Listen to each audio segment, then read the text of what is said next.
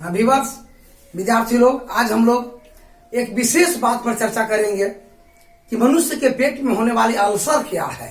Ulcer के बारे में समझेंगे, बहुत महत्वपूर्ण है और एक भयानक रोग भी है, तो इसको हम आज समझेंगे। हेडिंग हुआ ELCER, अल्सर की पढ़ाई। मनुष्य की आंख लंबी होती है, भोजन खाने के बाद अमाशय से होते हुए छोटी आंख बड़ी आंख तक पहुंचती है। अब बाद में इनस के द्वारा मल पदार्थ बाहर निकलते रहते हैं। अब बात यह है कहने का मतलब कि अल्सर होने के कई कारण हो सकते हैं।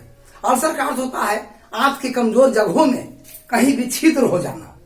आंत की कमजोर जगहों में कहीं भी छिद्र हो जाना।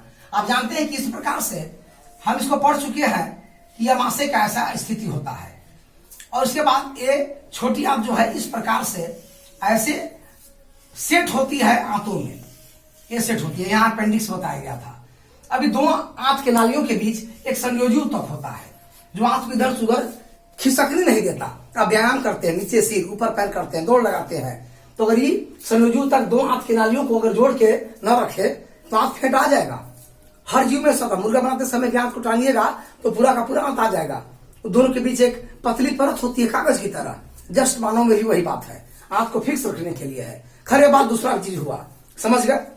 अब हम चलते हैं अल्सर के बारे में। अल्सर में यह बात है कि मनुष्य के पाचन के क्षेत्र में निकलता है। आप जानते हैं कि HCl, हाइड्रोक्लोरिक अम्ल, यह अम्ल स्वाद में खट्टा होता है और इसका जो है pH मान 7 से नीचे होता है, और HCl काफी पावरफुल होता है और स्वाद में खट्टा वस्तु को गलाने की क्षमता रखता है। हाइड्रोजन इसमें प्रतिस्थाप्य के रूप में होता है रासायनिक दृष्टि से, इसे अम्ल कहते हैं।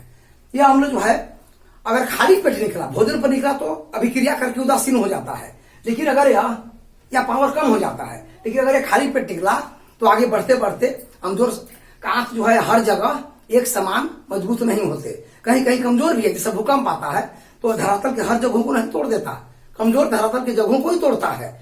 उसी प्रकार ये सील भी गलाता है आंत की उन जगहों को जहां पर ये कमजोर होते हैं, वहां ये छिद्र बना सकता है। या फिर HCl का पित्त का बैलेंस नहीं रहने से, इसको हम पिछले वीडियो में बता चुके हैं कि इसे हम हाइपर एसिडिटी और हाइपो एसिडिटी कहते हैं। इनसे भी दिक्कत होती है एसिडिटी में, और गैस बनता है और कमजोर जगहों पर आंत के कमजोर जगहों को तोड़ देता है, वहां पतली छिद्र बन जाती है। या फिर मल पदार्थ टाइम से नहीं निकलने से उसे भी अल्सर बन जाता है, क्योंकि मल पदार्थ में बेकार चीजों का जन्म, रोगाणु का जन्म, विषाक्त रसायनों का जन्म अधिक होता है। वो भी आंतों में कहीं कहीं छिद्र बना सकते हैं। ये कई कारण है। या भोजन खाते समय गरिष्ठ भोजन खाए, घी तेल डालडा मसाले, मांस जो है या अंडे है, मछली है, ये सब से भी क्या है कि आंतों में ये गैस बनाएगा और आंत की कमजोर जगहों में छिद्र कर देगा। तो इसे कहेंगे हम अल्सर। और रसायनों से हो, एंजाइमों से हो, इसका नाम पेप्टिक अल्सर रखा जाता है। इतना बात समझ गए। अब समझिए कि इसको जांच करने के लिए इंडोस्कोपी मशीन होता है। इंडोस्कोपी यह अल्ट्रासाउंड से बेसी मशीन है।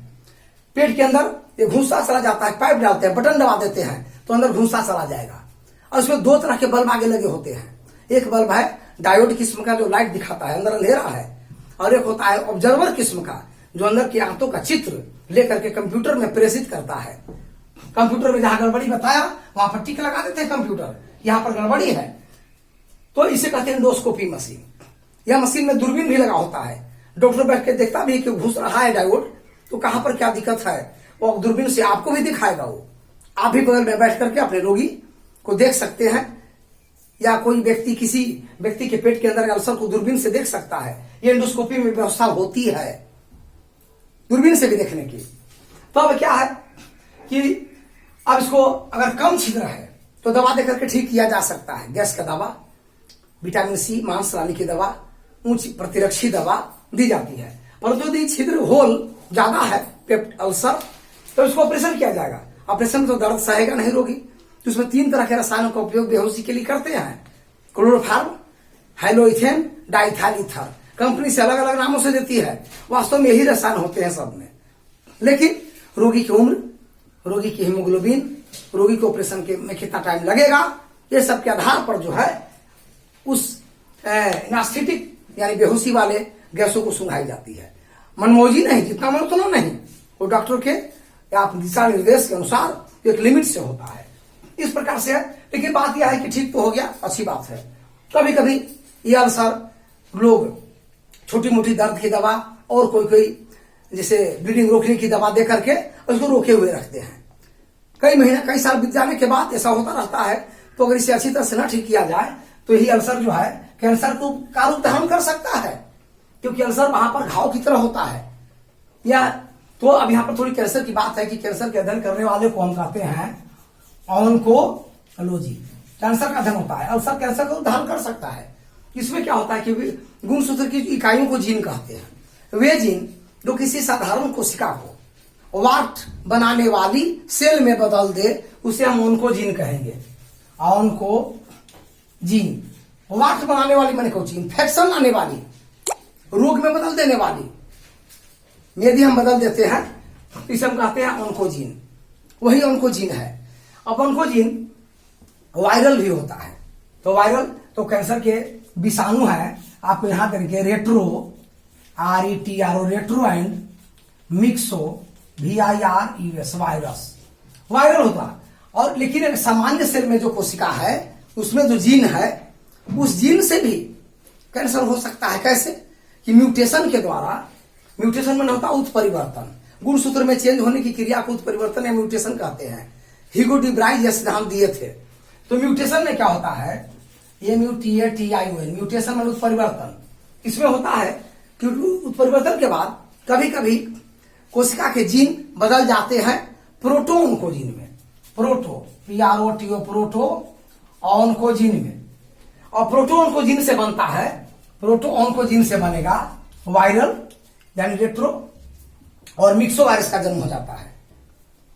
यहां देखिए म्यूटेशन से बना प्रोटो ऑन्कोजीन साधारण कोशिका के गुणसूत्र के जीन में, म्यूटेशन से बना प्रोटोन कोजीन कुछ समय के बाद चेंज हो जाते हैं रेट्रो और मिक्सो वायरस में, और यह उन्हीं का जन्म स्वयं हो गया सेल में, और जो कैंसर रोग बना देता है।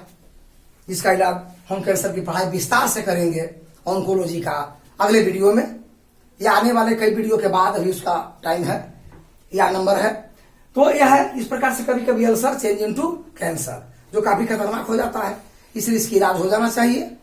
और कैंसर होने का आप कारण समझ गए, ऑन्कोजीन का बनना। ऑन्कोजीन म्यूटेशन के बाद प्रोटो ऑन्कोजीन में बदलता है और प्रोटो ऑन्कोजीन रेट्रो मिक्सोवायरस में बदल जाता है। अब यह जो है कैंसर की उत्पत्ति कर देता है। इसीलिए अल्सर रोग की इलाज हो जाना चाहिए टाइम से, ताकि आगे की ओर कैंसर या भयानक रोग का रूप धारण न करे। इसमें मुख्य मशीन है एंडोस्कोपी, याद रखिए, और उसके द्वारा जो है आंतों की सभी पार्ट्स की अंदर अंदर जाकर के प्रत्यक्ष जानकारी प्राप्त करता है, डायरेक्ट सूचना लेता है। इसे हम दूरबीन द्वारा भी देख सकते हैं। और ठीक है, इसके बारे में 10, 20, 25 बातें आप समझ गए। अब अगले वीडियो में फिर मिलेंगे। यही है अल्सर, इसे बचने के लिए तरह तरह के भोजन पर नियंत्रण होना चाहिए, सुपाच्य होना चाहिए। तो अब आगे हम वीडियो में मिलेंगे।